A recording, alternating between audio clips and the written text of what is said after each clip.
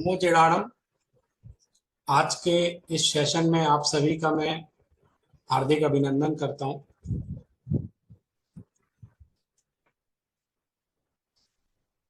आज हमारे चिंतन का बिंदु है कि हमारे जीवन में संयम की क्या आवश्यकता है।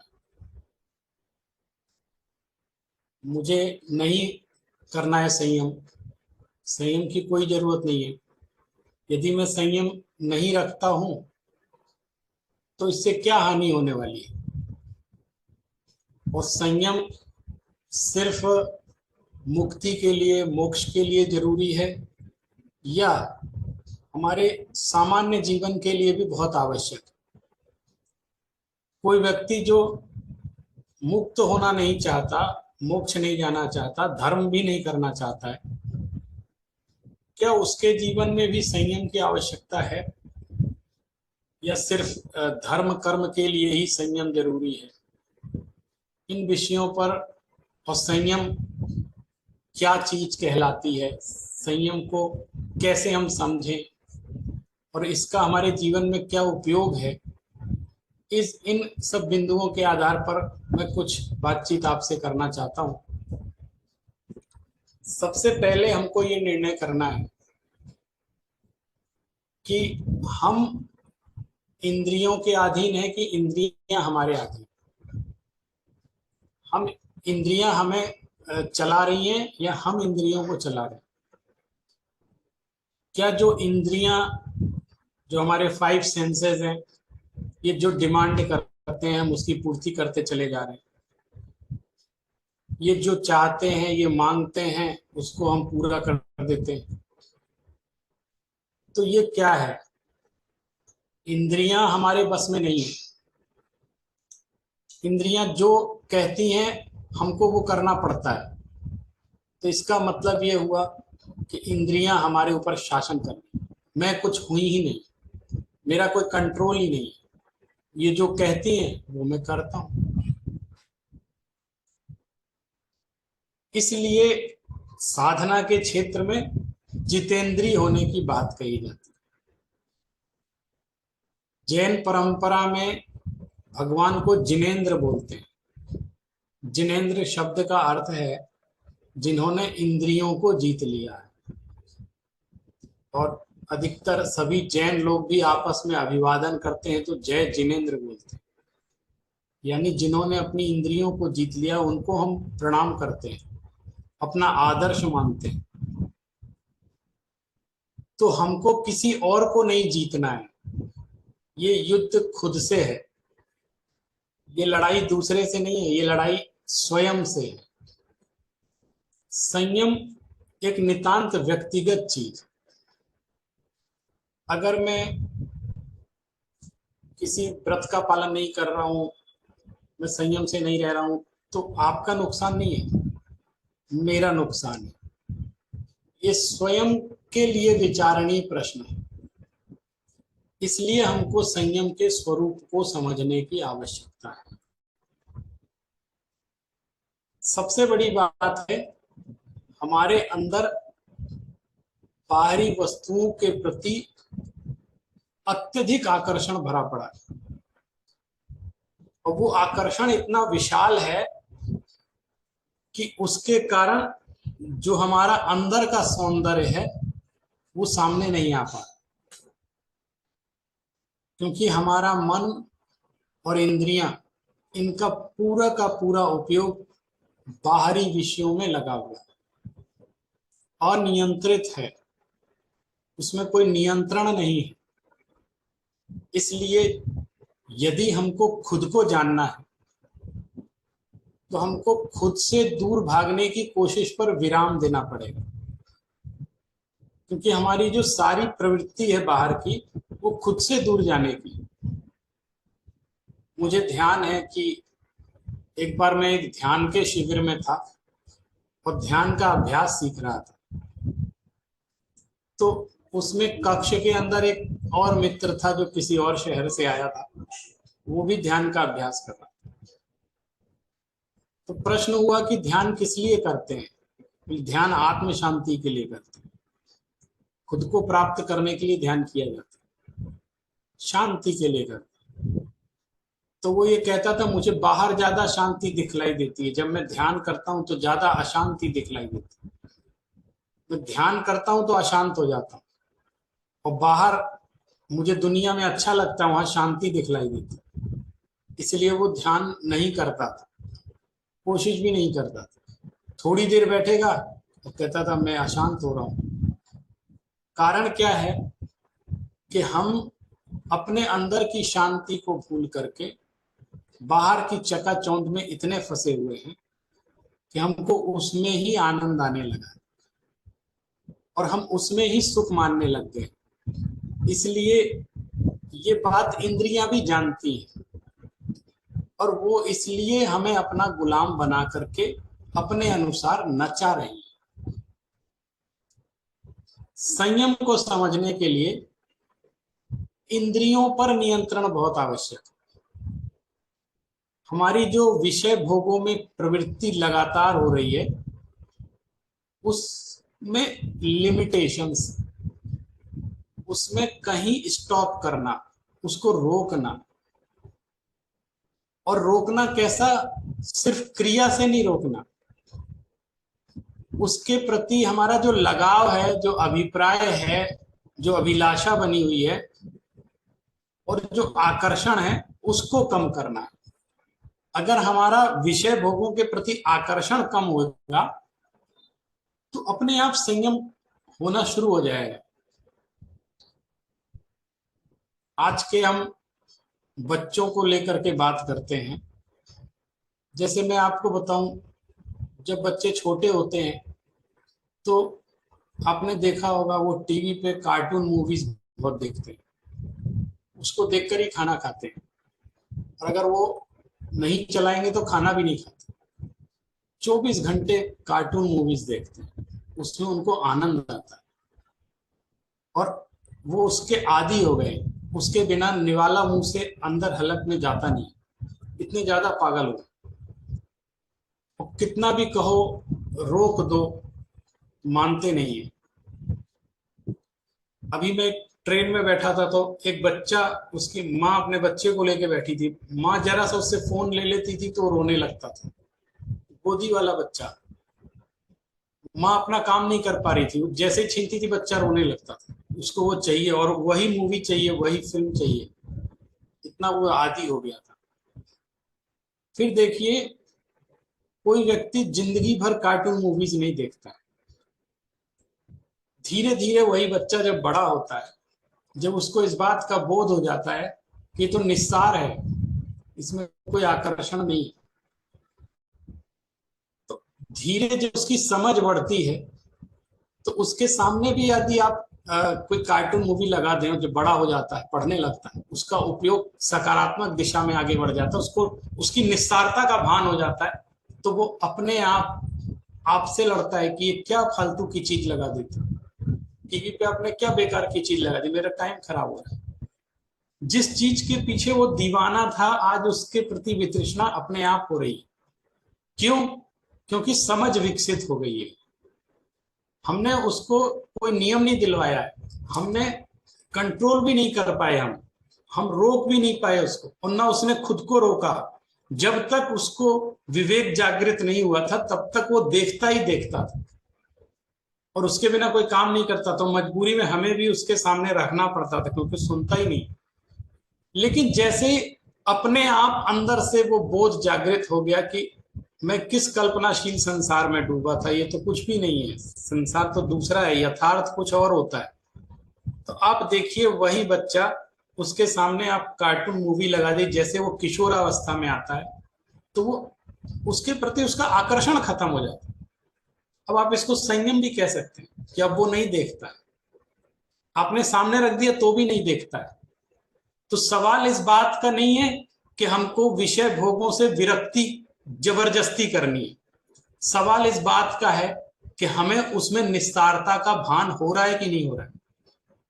अगर हमारे मन में, अगर हमारे अंदर उसके प्रति आकर्षण विद्यमान है तो हम जंगल में भी चले जाएं तो भी आकर्षण बरकरार रहेगा, भले वो विषय भोग हमारे सामने नहीं।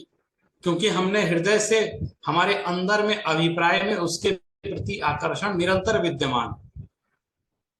इसके विपरीत यदि आकर्षण खत्म हो गया है, उसकी उसका विवेक जागृत हो गया और निस्सारता का भान यदि हमें हो गया है, उसका वो निरुपयोगी लगने लगा है, तो हम उन संयोगों में, उन भोगों के बीच में रह करके भी हम उससे विरक्त रह जाते हैं, हम उसकी तरफ ध्यान भी नहीं देते। इसके लिए हमें कोई विशेष कंट्रोल नहीं करना पड़ता। लेकिन अपने आप लोग कहते हैं बहुत संयमी व्यक्ति है, ये तो टीवी भी नहीं देखता है। तो मैं टेलीविजन देखता हूँ, समाचार सुनता हूँ। पहले कोई सीरियल अच्छे लगते थे, फिर फालतू लगने लगे, क्या फालतू की चीजें दिखा। जब तक विवेक नहीं था अच्छा लगता था, और सामने भी होता है तो बंद कर देते। तो उसके प्रति उपेक्षा भाव, अपने आप आकर्षण खत्म हो जाना, विषय भोगों के प्रति आकर्षण खत्म हो जाना, ये संयम कहलाता है। और मैं आपको थोड़ा प्रायोगिक रूप से संयम समझाने का प्रयास कर रहा हूं।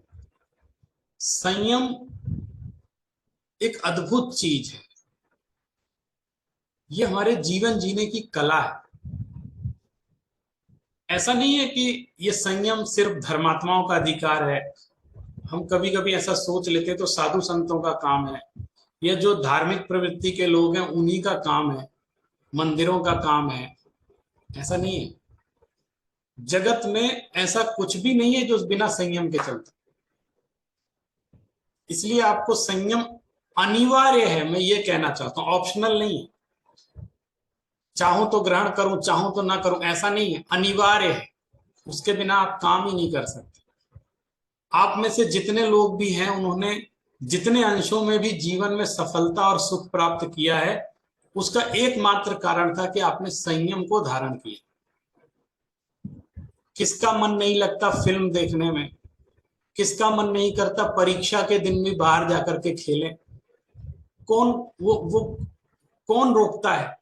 लेकिन उस समय विवेक जागृत होता है कि मुझे अध्ययन करना है, यदि मेरा सिलेक्शन नहीं हुआ तो मेरा जीवन बेकार हो जाए, यदि मैंने पढ़ा नहीं तो मैं परीक्षा में लिख नहीं पाऊंगा। तो अपने आप वो पुस्तक की तरफ झुकना पड़ता है, और हम झुकते हैं उस समय हम बाहर के आकर्षण को तोड़ते हैं या कम करते हैं, और जो कर पाता है वो सफल हो जाता है। जितने भी अंशों में जो सफल है व्यक्ति जीवन में, वो सिर्फ और सिर्फ संयम के कारण है। इसलिए मैं कह रहा हूं संयम ऑप्शनल नहीं है, कंपलसरी कोर्स है। ऐसा नहीं है कि आप सोचो मुझे ये नहीं चुनना है, मैं बिना संयम के भी कोई काम कर सकता हूं, बिल्कुल नहीं हो सकता। आप व्यापार के अंदर जाएं, वहां संयम की आवश्यकता पड़ती है। आप राजनीति में जाएं, वहां संयम की आवश्यकता पड़ती है। आपको क्या लगता है हमारे प्रधानमंत्री, कोई व्यक्ति प्रधानमंत्री बनने के बाद बिना संयम के रह सकता है? हम लोग 2-3 घंटे काम करके थक जाते हैं, लेकिन वो वहां 24 घंटे काम करना पड़ता है। कब सोते होंगे, कब क्या काम करते होंगे। आप सोचो कितना कंट्रोल रखना पड़ता है कि व्यक्ति थकता नहीं है, काम करता जा रहा है। ये क्या बिना साधना के संभव है? या हंसी में उड़ा दें इसको? आप देखिए जीवन में जितने भी व्यक्ति सफल हैं वो अनुशासित हैं, अपने समय को लेकर अनुशासित हैं। वो हर चीज को संयमित रखते हैं, अनकंट्रोल्ड कुछ भी नहीं होने देते। और जो अनकंट्रोल्ड होता है उसका जीवन तहस नहस हो जाता है। मैं विश्वविद्यालय में छात्रावास में रहता था, तो मेरे कई मित्र सिगरेट और शराब भी पीते थे। और कभी चर्चा होती थी तो उनसे मैं कहता था कि ये तुम क्यों कर रहे हो ऐसा? तो वो मुझसे कहते थे मुझे आश्चर्य है कि तुम बिना इसके कैसे रह लेते हो, क्योंकि लगभग सभी ऐसा कर देते। आप सोचिए हमारे विश्वविद्यालयों में, छात्रावासों में हमारे बच्चे जहां बाहर पढ़ रहे हैं, जहां जा रहे हैं, कैसी दुनिया में जी रहे हैं, वहां जो सिगरेट नहीं पीता है वो पिछड़ा और दकियानूसी समझा जाता है। जो शराब या बियर नहीं पीता है उसको ये माना जाता है तुम जीवन में कुछ कर ही नहीं सकते, तुम किसी लायक नहीं हो। ये हमें बाहर शिक्षा दी जा रही है। ऐसे समय में, ऐसे विपरीत वातावरण में आपके भी ऐसे अनुभव होंगे कि आपसे लोग कहते होंगे कि आप शाकाहारी कैसे रह जाते हैं, आप कैसे बिना इसके रहते हैं, ऐसे लोग मिलेंगे आप। लेकिन आप ये देखिए, चारों तरफ 7 प्रकार के व्यसनों का बाजार लगा है। उन सब के बीच में भी हम और आप यदि सुरक्षित हैं, यदि हम बचे हुए हैं, तो इसमें बहुत बड़ा उपकार हमारी इस प्राचीन विरासत का है, हमारे संस्कारों का है, हमारे माता पिता का दिया हुआ संस्कार है। हम उन सब के बीच में रह करके भी हम उससे प्रभावित नहीं हुए। हो सकते थे, हो जाते तो कोई कुछ कहता नहीं, लेकिन संयम ने हमारी रक्षा की।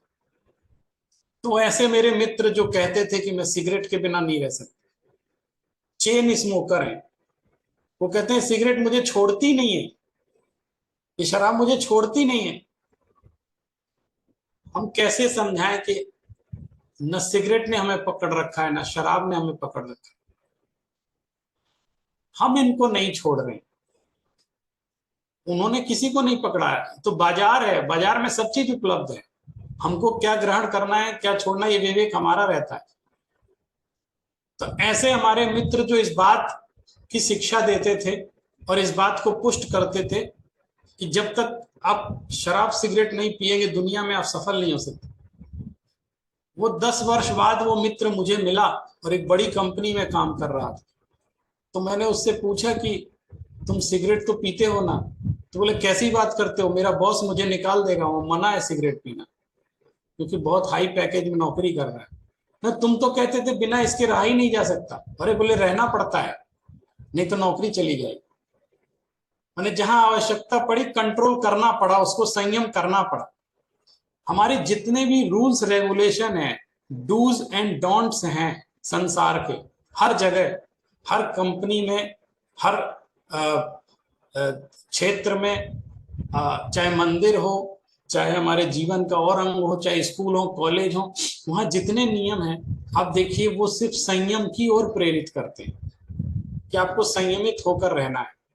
जैसे मैं आपसे कहूं, स्कूलों में जाते हैं तो एक यूनिफॉर्म निर्धारण होता है कि आपको इसी रंग की शर्ट पहननी है।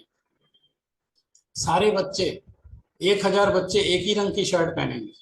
किसकी इच्छा नहीं होती है कि मैं रंग बिरंगी शर्ट पहन कर जाऊं, लेकिन वहां नियम बनाया गया आप एक ही रंग की शर्ट पहने और सारे बच्चों को एक यूनिफॉर्म में आना है। ऐसा क्यों है? ऐसे नियम क्यों बनाए गए? कपड़ों से ज्ञान का क्या संदर्भ है?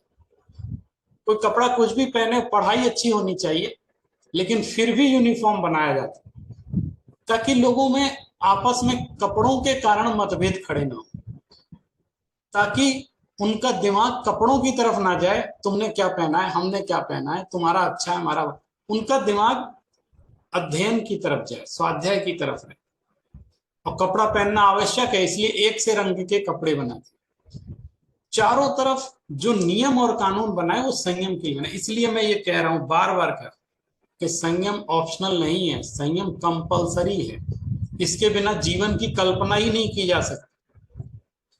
बहुत सारे क्षेत्र हैं जो हमें संयम की शिक्षा देते हैं। कानून ये संयम का प्रतीक है। सारी कानून व्यवस्था हमको संयमित रहकर जीना सिखाती है। हम लोग जब एक विषय पर अपना ध्यान केंद्रित करते हैं तो हमें अन्य विषयों से ध्यान हटाना पड़ता है।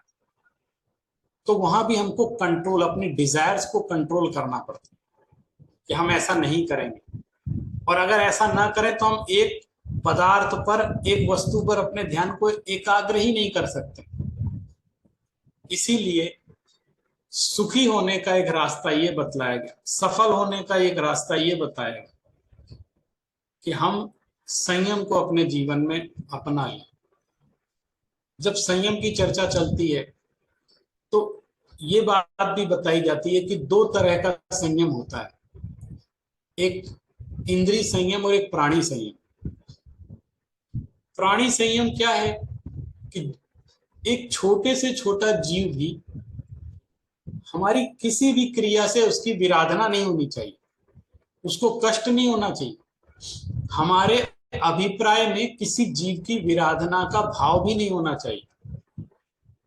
और जब भाव नहीं होगा तो क्रिया भी नहीं होगी, और क्रिया होगी भी तो बहुत मिनिमाइज होगी।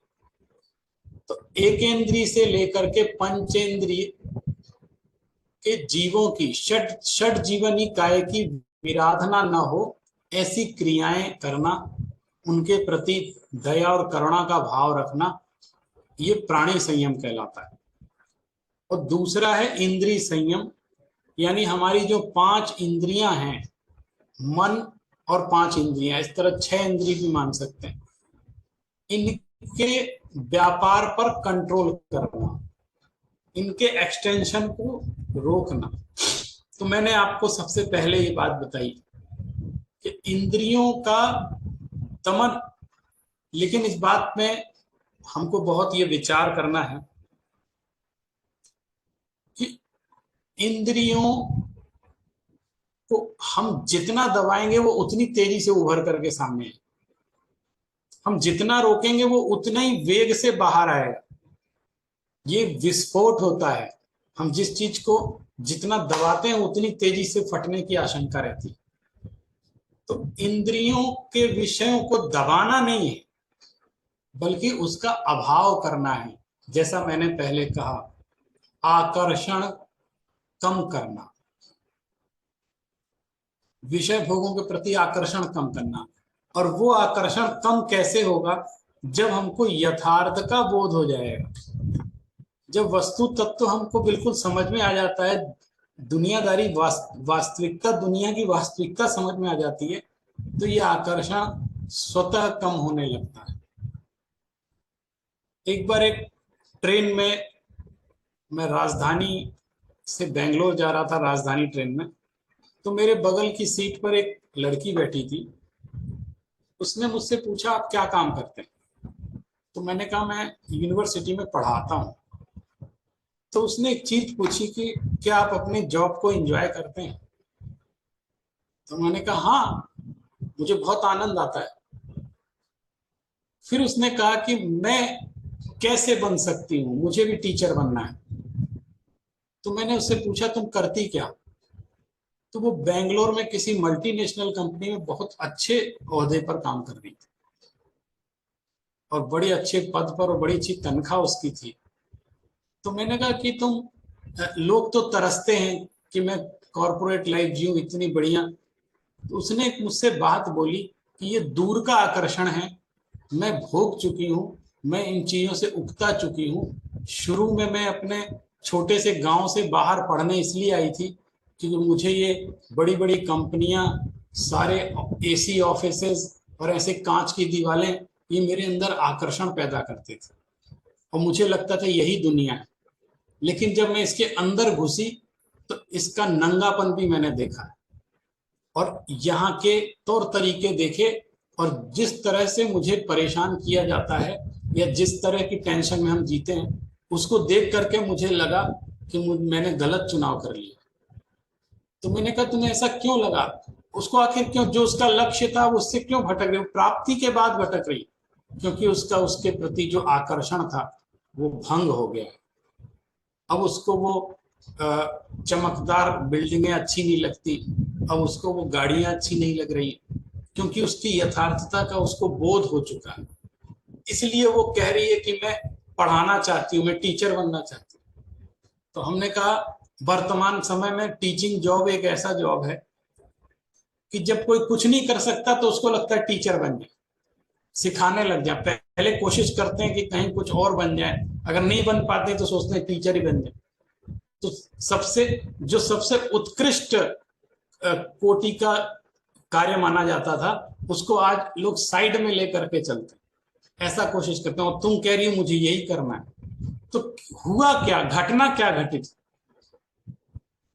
आकर्षण खत्म हो गया। तो मैं आज यही कहना चाहता हूं, संयम की बात समझने के लिए, कि जिस दिन हमारा विषय भोगों के प्रति आकर्षण खत्म हो जाएगा, उस दिन संयम अपने आप प्रकट होना शुरू हो जाएगा। संयम प्रकट करने के लिए कुछ करना नहीं है। अगर करेंगे तो जोर जबरदस्ती हो जाएगी, फिर वैसे भाव नहीं रह जाएंगे। और ऐसा मैं नहीं कह रहा हूं, हमारे प्राचीन शास्त्र भी ऐसा कहते हैं। जैसे ये कहा गया कि संयम सम्यक्त्व का अनुभावी होता है, बिना सम्यक दर्शन के संयम नहीं होता है। तो सम्यक दर्शन का क्या अर्थ लगाएंगे? सम्यक दर्शन का अर्थ है यथार्थ दृष्टि विकसित हो गई है, संसार के स्वरूप का भान हो गया है, इसलिए संयम उसके जीवन में अपने आप प्रकट हो रहा है। अब संयम के स्तर को भी समझते हैं। जैसे बहुत अच्छी व्याख्या आती है कि आत्मा के 3 भेद किए जाते हैं। हम, आत्मा माने हम, हमारे 3 भेद हैं स्तर के हिसाब से, उसका लेवल है। जैसे पहला होता है बहिरात्मा, दूसरा होता है अंतरात्मा, तीसरा होता है परमात्मा, जो सबसे उत्कृष्ट दशा है। तो बहिरात्मा का अर्थ क्या होता है? बहिरात्मा का अर्थ है कि इसको ये विश्वास है कि बाहर सुख मिलने वाला है, इसलिए इसकी दृष्टि बाहर ही लगी रहती है, वो बहिरात्मा है। उसके इंद्रियों की प्रवृत्ति बाहर की तरफ चल रही है, वो बाहर सुख खोज रहा है, इसलिए वो बहिरात्मा है। तो वो बहिरात्मा संयम का कितना भी प्रयास करेगा वो सफल नहीं होगा। वो संयम का अभ्यास कर सकता है लेकिन संयम में सफल नहीं हो सकता, क्योंकि अभी दृष्टि परिवर्तन नहीं हुआ है। वो बहिरात्मा है, मिथ्या दृष्टि है, अभी वो बात समझा नहीं। तो प्रैक्टिस कर सकता है, अभ्यास कर सकता है संयम का, लेकिन पूर्ण संयम यानी संयम का जो स्वरूप है वो अभी उसके प्रकट होने में समय है, क्योंकि उसकी दृष्टि का परिवर्तन नहीं हुआ है। वो बाहर से चीजों को रोक लेता है, मैं ये नहीं करूंगा, मैं ये नहीं खाऊंगा, मैं ये नहीं पीऊंगा। वो दशा भी अच्छी दशा है, क्योंकि अभ्यास के बिना कोई कार्य होता नहीं। तो बहिरात्मा हमेशा इंद्री उसकी बाहर की तरफ जाती हैं, बाहर के विषयों में डूब जाती हैं, और वो उनको कंट्रोल करने की कोशिश कर रहा है, लेकिन सारा काम बाहर ही बाहर चल रहा है, क्योंकि वो बहिरात्मा है। उसको अंतर्दृष्टि उसकी अभी विकसित नहीं हुई, इसलिए उसका संयम अभी उत्कृष्ट कोटि में नहीं आता है। वो सिर्फ एक अभ्यास वाला संयम कर रहा है। वो ये कहता है कि मैं टीवी नहीं देखूंगा, मैं फोन नहीं चलाऊंगा, मेरा 1 घंटे का फोन का त्याग है, मैं 3 घंटे का टीवी देखने का त्याग है, ऐसा बोलता है। हम लोग ऐसा ही करते हैं ना, पर्व के दिन चल रहे हो, व्रत के दिन चल रहे हो, तो मैं इतने घंटे ये नहीं करूंगा, उतने घंटे वो नहीं करूंगा। ये सब बहिरात्मा संयम का प्रयास कर रहे हैं। हम सब बहिरात्मा हैं, क्योंकि उस वस्तु के प्रति आकर्षण यथावत विद्यमान है, हम जबरदस्ती उसको प्रैक्टिस में रोकने की कोशिश कर रहे हैं।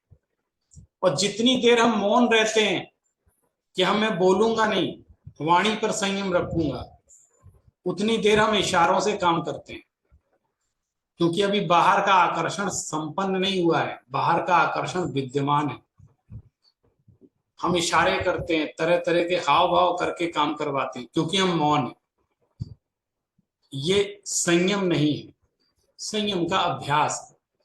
मैं इसको मना भी नहीं करना चाहता, इसका निषेध भी नहीं करना चाहता, क्योंकि ये एक प्रैक्टिस है और प्रैक्टिस होनी चाहिए। लेकिन अगर हम इसको ही संयम मान लेंगे तो हम वास्तविक संयम को नहीं समझ पाएंगे। इसलिए इस दृष्टि को भी समझना पड़ेगा कि जब व्यक्ति अंतरात्मा हो जाता है, यानी उसको, उसकी दृष्टि यथार्थ हो जाती है, उसको बोध हो जाता है, बाहर के प्रति आकर्षण खत्म हो जाता है, तो वो सुख की तलाश अंदर करने लग जाता है। और जब उसकी दृष्टि अंदर होती है तो बाहर की क्रियाओं में संयम स्वयं प्रकट हो जाता है। जैसे एक सेठ जी हैं, वो कहते हैं मैं बिना खाना खाए रह नहीं सकता, दुकान चलाते हैं, लेकिन कहते हैं मेरे तो दोनों तीनों चारों टाइम भोजन चाहिए, मैं रह नहीं सकता। और जब दुकान जाते हैं तो पत्नी को फोन कर करके याद दिलाना पड़ता है कि आपने भोजन किया कि नहीं किया। वो कहते हैं अभी चर्चा मत करो, अभी फोन पर बात करने का टाइम नहीं मेरे पास, ग्राहक बैठा हुआ है, अभी हिसाब चल रहा है, मेरे पास खाने का समय नहीं है, यदि भोजन में मैंने समय लगाया तो कमाई का हिसाब खत्म हो जाएगा। इस समय ग्राहक हमेशा नहीं आता है, अभी बैठा हुआ है, भले ही लंच टाइम हो गया है, मैं बाद में खा लूंगा लेकिन अभी नहीं खाऊंगा। ये क्या किया उसने, एक दूसरे उद्देश्य के लिए, भले ही वो बाहरी उद्देश्य था, उसने खाद्य पदार्थों के प्रति संयम कर लिया, क्योंकि उसकी दृष्टि में मुख्य क्या था, पैसा कमाना, ग्राहक, ये मुख्य था। तो वो भूल ही गया कि मुझे भोजन करना है। इसी तरह जो अंतरात्मा होता है, वो अपनी आत्मदृष्टि उसकी ऐसी विकसित हो जाती है, वो आत्मा के ध्यान में इतना खो जाता है कि उसको ध्यान ही नहीं रहता कि मुझे शरीर को भोजन भी देना है। ये उसकी संयम की दशा हो जाती है। और यदि देना ही पड़ जाए तो मैं आहार में उन पवित्र चीजों को ही दूंगा जिससे किसी तरह की हिंसा ना हो, किसी को दुख तकलीफ ना हो। मुझे अपनी देह यात्रा को चलाने के लिए आहार लेना है, आहार करने के लिए देह यात्रा नहीं चलानी है। मुझे जीने के लिए खाना है, खाने के लिए नहीं जीना है। उसकी दृष्टि बदल गई है।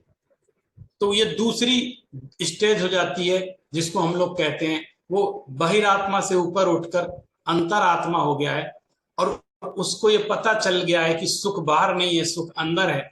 तो उसकी इंद्रियां भी अंदर की तरफ देखना प्रारंभ कर देती। वो पहले आंख खोल के बाहर देखता था और आंख बंद रहती थी तो भी बाहर के दृश्य उसको दिखाई देते थे। अब वो आंख खोलता है तो भी उसको अंदर के दृश्य दिखलाई देते हैं, क्योंकि उसकी दृष्टि अंतरात्मा हो गई, अंतरंग दृष्टि विकसित हो गई।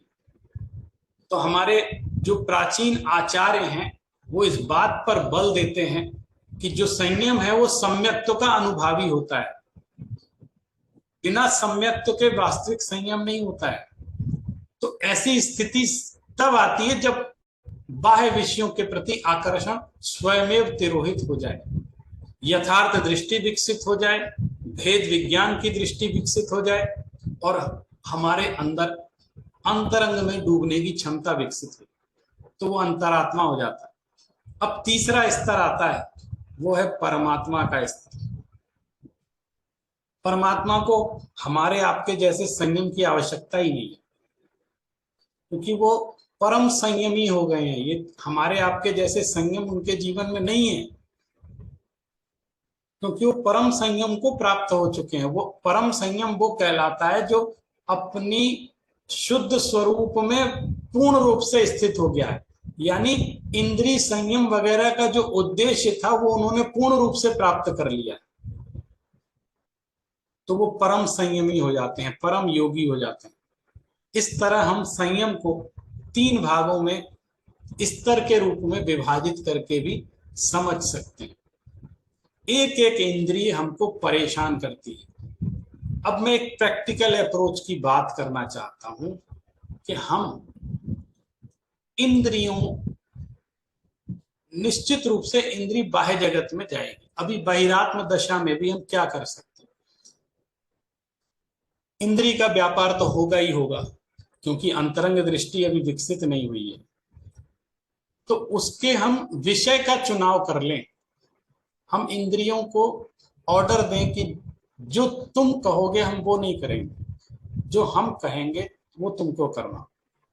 इंद्रियों को हम अपना मालिक ना बनाएं, अपना नौकर बनाएं। ये काम हम कर सकते हैं। जैसे एक आचार्य जिनसेन ने अपने ग्रंथ में लिखा है कि शास्त्र व्यसन मेव अन्य व्यसना नाम ही दूषणम। बोले यदि अन्य व्यसनों से बचना हो ना तो एक अच्छा वाला व्यसन पाल लो, कि इनको तो पढ़ने की लत है, स्वाध्याय की लत लगी हुई है, इनको तो भक्ति में आनंद आता है, इनको तो भजनों में आनंद आता है, और ये तो स्वाध्याय में डूबे रहते हैं, इनको आत्मा में आनंद आता है। एक आपका जब पैशन ही करना है, कुछ करना ही है, व्यसन ही करना है, तो अच्छी चीज का व्यसन कर लेते। कर्णेंद्रिय को पसंद है जो, वो न करके अच्छी चीज का व्यसन, हम अच्छी चीज सुनेंगे। घ्राणेंद्रिय के विषयों में कंट्रोल रखेंगे, चक्षु इंद्रिय के विषयों में कंट्रोल रखें। अब चक्षु इंद्रिय कह रही है हमें सौंदर्य देखना है, और कोई सुंदर चीज सामने आ जाए तो उसके प्रति आकर्षण पैदा हो जाता है, हम बार बार उसको देखना चाहते हैं। तो हम परेशान हो जाते हैं कि ये सुंदर चीज सामने क्यों आ गई, मुझे बार बार देखना पड़ रहा है, मेरा संयम भंग हो रहा है, ऐसी चिंता हो जाती है। तो संयम सौंदर्य के कारण भंग नहीं हो रहा है, जगत में इतना सौंदर्य है उसके कारण चक्षु इंद्रिय का संयम भंग नहीं हो रहा है। आकर्षण जहां पैदा हो रहा है उसका बहुत बड़ा दोष है, क्योंकि हमारी दृष्टि वैसी है, हम जगत से सौंदर्य को हटा नहीं सकते और अपनी आंखें भी नहीं फोड़ सकते, दोनों में से कुछ नहीं कर सकते। आंखें भी खोल के रखनी पड़ेगी और जगत में सौंदर्य भी विद्यमान रहे, लेकिन हमारी जो दृष्टि है वो हम बदल सकते हैं। अगर हमारा आकर्षण, जो आकर्षित हो रहा है उसका ज्यादा दोष है, जो आकर्षण पैदा कर रहा है उसका दोष नहीं है। बाजार में हर व्यक्ति अपना माल बेचना चाहता है और वो तरह तरह के विज्ञापन दिखलाता है, हम देखते भी, लेकिन सारा सामान खरीदते थोड़ी है। हम कभी किसी चीज से आकर्षित होते हैं, हर चीज से आकर्षित नहीं होते हैं, हम कंट्रोल तो करते हैं ना। यदि हमारे अंदर बोध नहीं होता तो हम जितने विज्ञापन आ रहे हैं सारे सामान खरीदना शुरू कर देते, लेकिन फिर भी हम नहीं खरीदते, हम कंट्रोल करते हैं। मेरी जितनी जरूरत होगी मैं उतना खरीदूंगा, जिस चीज की जरूरत होगी वो खरीदूंगा। लेकिन उनका काम है अपनी चीज का विज्ञापन करना, आकर्षण पैदा करना, लेकिन उनके आकर्षण पैदा करने को व्यर्थ करना ये हमारी जिम्मेदारी बनती है। तब जाकर के हम संयम को समझ सकते हैं, संयम की आराधना कर सकते हैं। कोई भी चीज जब जबरदस्ती की जाती है तो उसके परिणाम बहुत अच्छे नहीं होते। इसलिए सबसे पहला काम है अंदर में बोध उत्पन्न करना, माने शुरुआत यहां से हो। मैंने आपको पहले बोला कि अभ्यास दशा अलग होती है, अभ्यास भी किया जाता है, लेकिन अच्छा है कि पहले दृष्टि विकसित कर ली जाए, और अगर दृष्टि विकसित हो गई तो अभ्यास सहज हो जाएगा, उसमें जबरदस्ती करने की जरूरत नहीं रहेगी। बहुत सारी बातें हैं, मैं लगभग अपनी बातें कह चुका हूं आपसे, जो व्यवहारिक दशा में भी और हम आध्यात्मिक दृष्टि से भी हर तरफ संयम के बिना कोई काम नहीं चलता है। और आज का सूत्र इतना ही है कि संयम ऑप्शनल नहीं है, संयम कंपलसरी है। और इस संयम को हम जितना अधिक विकसित करेंगे उतनी ही अपनी अंतरंग दृष्टि को प्राप्त करेंगे, और संयम हमारे सौंदर्य को विकसित करता है। संयम का एक अलग सौंदर्य होता है, उसका एक आभा मंडल होता है जो असंयमी जीवों के चेहरे पे नहीं आ सकता। सौंदर्य एक आत्मविश्वास पैदा करता है, संयम एक आत्मानुशासन पैदा करता है, और वो व्यक्ति जो आत्मानुशासित है उसको सफल होने से कोई नहीं रोक सकता, उसके व्यक्तित्व का विकास कोई नहीं रोक सकता।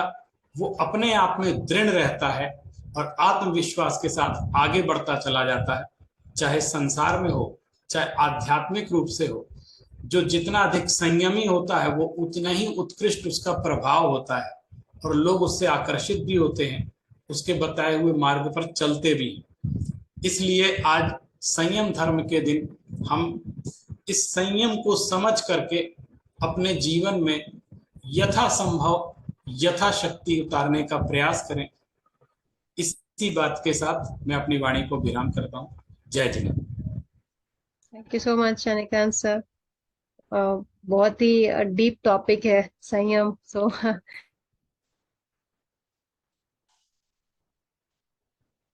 या एक दो प्रश्न ऑलरेडी हमारे पास हैं इस बहुत ही डीप सब्जेक्ट को लेकर के।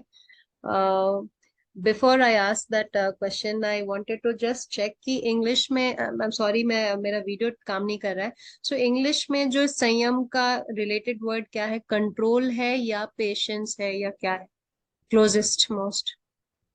मुझे लगता है कंट्रोल ज्यादा अच्छा है। जी और सर, एंड हेल्पिंग हेल्पिंग जो है उसके पेशेंस के थ्रू हम लोग कंट्रोल डेवलप करते हैं, इजंट इट? जी।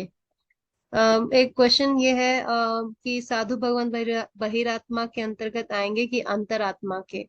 क्योंकि वैराग्य वेद ज्ञान की दृष्टि और अनासक्ति से ही प्रकट होता है। ये स्पष्ट है कि अंतरात्मा वाला व्यक्ति ही साधु बन पाता है। तो यदि वो साधु हैं और दीक्षित हो गए, तो बिना अंतरंग दृष्टि विकसित हुए वो साधु हो ही नहीं सकते। तो साधु तो अंतरात्मा में ही आएंगे।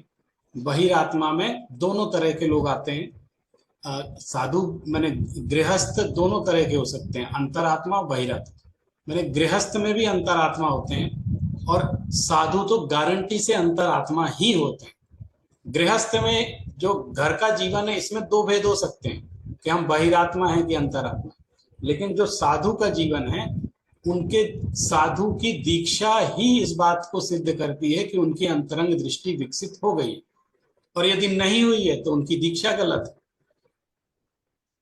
जी, थैंक यू। किसी और को कोई प्रश्न है तो प्लीज आप पूछ सकते हैं।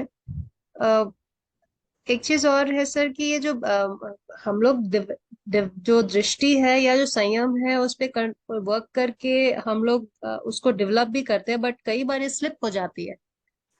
तो इसकी वजह क्या होती है? हम लोग फिर और उसके बाद नेक्स्ट उतने ही वहीं से हम लोग बैक टू स्क्वायर वन आकर के वहीं से हमें शुरुआत करना पड़ता है। ये रीजन क्यों होता है? ये कैसे क्या, और इसकी उसको कैसे वर्क कर सकते हैं इस पे? कि मैंने आपसे पहले कहा था कि दो तरह की मैंने स्थितियां बताई हैं। एक अभ्यास दशा, तो ये जो स्लिप होता है वो अभ्यास दशा में होता है। और कहते हैं कि छोटे छोटे नियम भी एक दिन बहुत बड़े बन जाते हैं। और धीरे धीरे उठते गिरते भी चलते चलते व्यक्ति चलने लगता है। आप एक छोटे से बच्चे को देखें, जब चलना शुरू करता है तो कैसे डगमगाता है, कैसे गिरता है, लेकिन वो फिर उठता है, फिर चलता है। तो उसके आपने चलने का अगर क्रम देखा होगा, जो छोटा बच्चा 1 साल का धीरे धीरे डेवलप होता है, तो कैसे कभी सहारे से खड़ा होता है, हम्म। कोई चीज पकड़ के चलता है, कभी हम उसको पकड़ के चलाते हैं। और वो जब पहली बार 2 पैरों पर खड़ा होता है तो हम लोग खुशियों से नाचते हैं कि ये अभी घुटने के बल चलता था, अब खड़ा हो गया। अब फिर हम्म। चलते चलते वो गिरता भी, तो वो गिरना भी उसका आनंददायी है। वो गिरना हम्म। भी उसके संयम के अंतर्गत ही आता है, क्योंकि प्रैक्टिस कर रहा है। वो गिरना चाहता नहीं है, लेकिन हम्म। चलने के लिए गिरना जरूरी है। अगर वो हम्म। गिरेगा नहीं तो चलना सीखेगा कैसे? और गिरने से डरता रहेगा तो जीवन में कभी नहीं चल पाएगा। तो जी। संयम की शुरुआत जो होती है, उसमें हमारा स्खलन भी हो सकता है, हम चूक भी सकते हैं।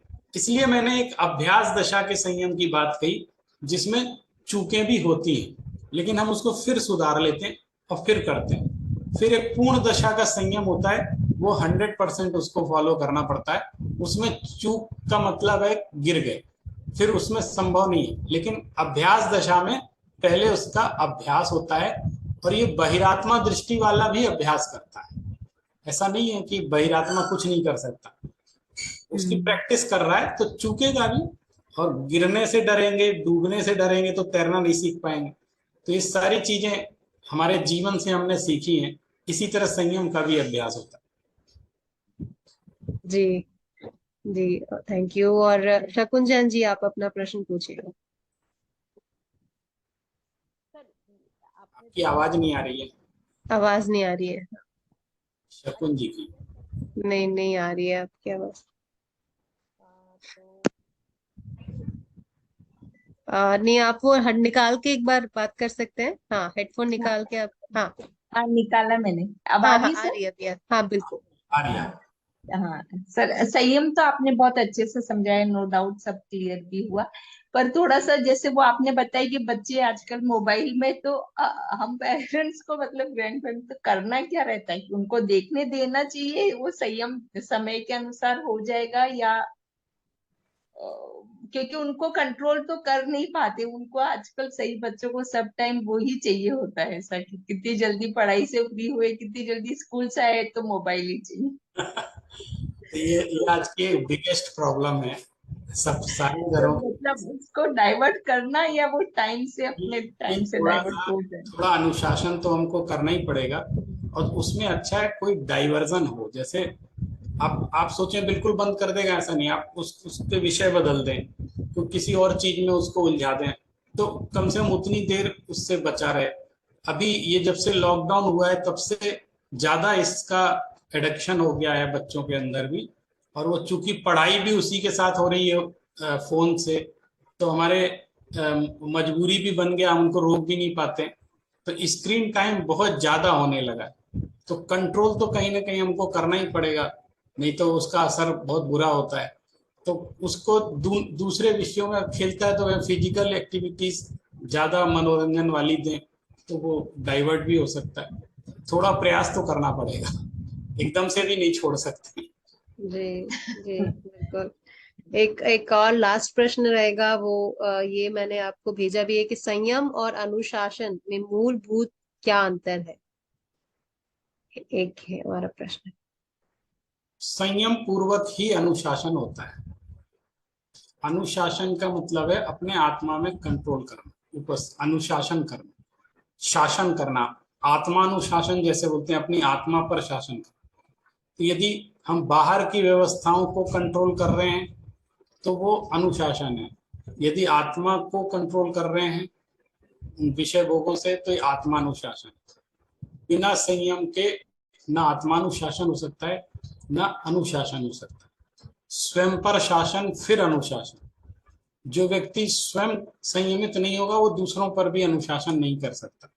इसलिए संयम और अनुशासन में अंतर यह है कि संयम पूर्वक ही अनुशासन होता है। जी जी, तो इसमें इच्छा शक्ति का क्या कोई इंग्रेडिएंट है सर, इच्छा शक्ति? इच्छा को अ, कंट्रोल करना पड़ता है।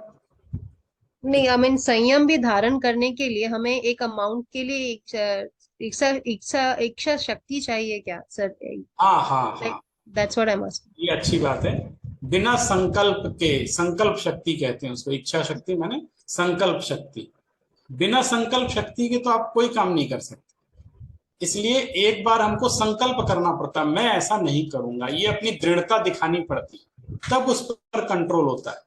जैसे कोई व्यक्ति किसी नशे को छोड़ना चाहता है लेकिन बार बार फिर उसमें पड़ जाता है, तो एक बार उसका मनोबल बढ़ के चाहे कुछ हो जाए मैं इसको नहीं छूऊंगा। और शुरू में तकलीफ होती है लेकिन उसको सिर्फ उसकी संकल्प शक्ति, इच्छा शक्ति उसको रोक के रखती है कि मैं इस पदार्थ का सेवन नहीं करूंगा, चाहे मैं कितना भी परेशान हो जाऊं। फिर धीरे धीरे वो उसके बंधन से मुक्त होने लगता है। जैसे आप देखें नशा मुक्ति केंद्र वगैरह हैं जहां पर सिखाया जाता है कैसे नशे को छोड़ा जाए, तो वो इस तरह के प्रैक्टिकल्स करवाते हैं। वो अल्टरनेट्स देते हैं शुरू में। माने अगर कोई धूम्रपान सिगरेट का नशा करता है तो वो कोई दूसरी चीज उसको देते हैं उस समय, एकदम से नहीं छुड़वाते। फिर धीरे धीरे करके उससे कहते हैं कि जब तक तुम स्वयं तैयार नहीं होगे तब तक कोई कुछ नहीं कर सकता। मेरे कुछ परिचित हैं, मैं उनसे कहता हूं कि ये व्यक्ति बहुत नशा करता है, आप छुड़वा दो, तो उन्होंने एक ही बात कही, कोई दवाई किसी का नशा नहीं छुड़वा सकती। आपके आने से नहीं होगा, जब तक वो मेरे सामने आके नहीं कहेगा मुझे नशा छोड़ना है तब तक मैं नहीं छुड़वा सकता। बोले इसका कोई इलाज नहीं है, वो खुद तैयार हो पहले कि मुझे, मैंने संकल्प शक्ति खुद करे। तो नशा छोड़ने के तरीके हमारे पास मौजूद हैं, हम प्रैक्टिस करा के, योगा करा के, थेरेपी करा के, और जिस दिन वो नशे से मुक्त हो जाता है उस दिन उससे अवस्था पूछिए, उसको पता लगता है कि मैं कैसे नरक के जीवन में जी रहा था, मुक्त तो मैं अभी हुआ हूं। उसको मुक्ति का अनुभव होने लगता है। उसको ऐसा लगता है मैं अब जीवन का आनंद तो अब ले रहा हूँ, और उसमें मैंने आनंद मान रखा था और मैं अपने आप को बर्बाद कर रहा था। तो इसमें भी जो आपने कहा दृढ़ इच्छा शक्ति बहुत आवश्यक। जी जी बिल्कुल। सर आपका प्रश्न है क्या, कोई आईफोन से जो जुड़े हुए हैं? हेलो। हाँ। हाँ हाँ, प्लीज पूछिए। हाँ, ये इंद्रिय का आकर्षण कम करना तो बहुत मुश्किल लगता है, तो उसके लिए क्या अभ्यास करना चाहिए, क्या स्टेप, हम स्टेप बाय स्टेप कैसे आगे बढ़ सकते हैं? दो तरीके से इंद्रियों के आकर्षण कम होते हैं। हम्म। एक तो कोई बहुत बड़ा हमारा धोखा हो जाए, एक्सीडेंट हो जाए एक्सीडेंटली, तो हमारा आकर्षण उससे कम हो जाता है। और या हमारी अंतरंग दृष्टि विकसित हो जाए, दूसरी विकसित हो जाए, तो वो आकर्षण आपको कम करना नहीं पड़ेगा, अपने आप हो जाए।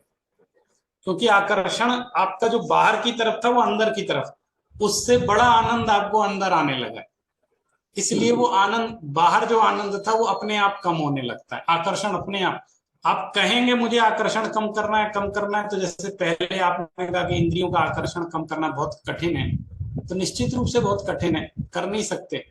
उसका एक ही कारण है, क्योंकि हम बहिरात्मा हैं।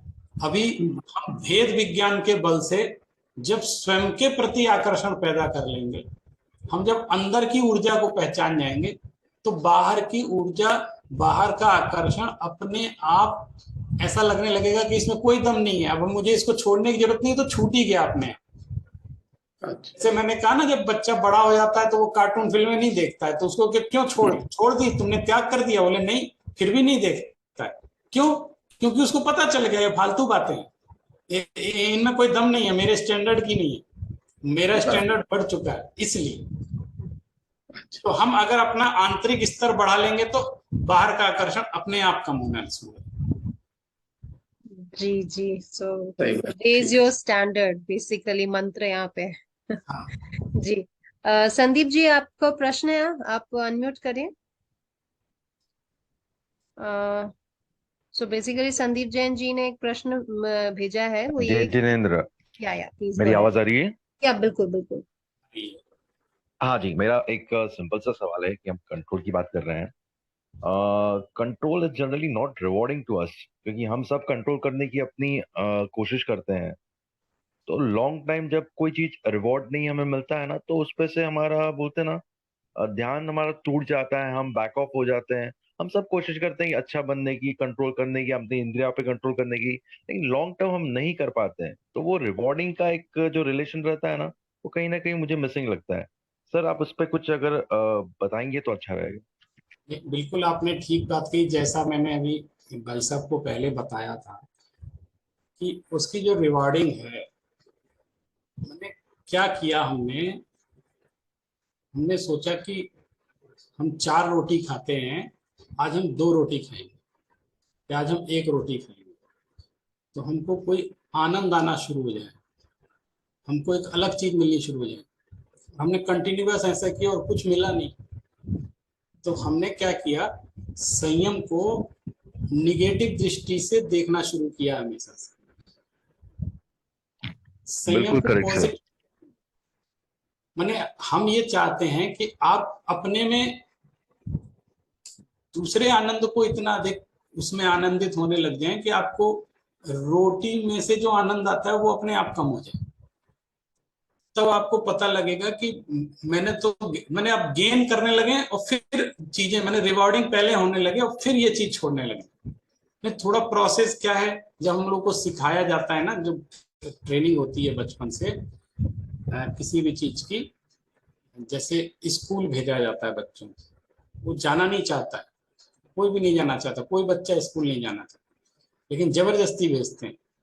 और आपने देखा होगा कि जो प्राइमरी स्कूल होते हैं, और खासकर बिल्कुल बिगनर लेवल के प्ले स्कूल होते हैं, उनमें कुछ नहीं करते हैं, बच्चे जाते हैं, टिफिन लेके जाते हैं और वहां खाते हैं और खेल के आ जाते हैं। तो हम क्यों, किस चीज की फीस दे रहे हैं? हम खेलने की फीस दे रहे हैं, हम उनको खाना खाने की फीस दे रहे हैं वहां? वो सिर्फ खाना खाते हैं और खेल खेलते हैं और आ जाते हैं?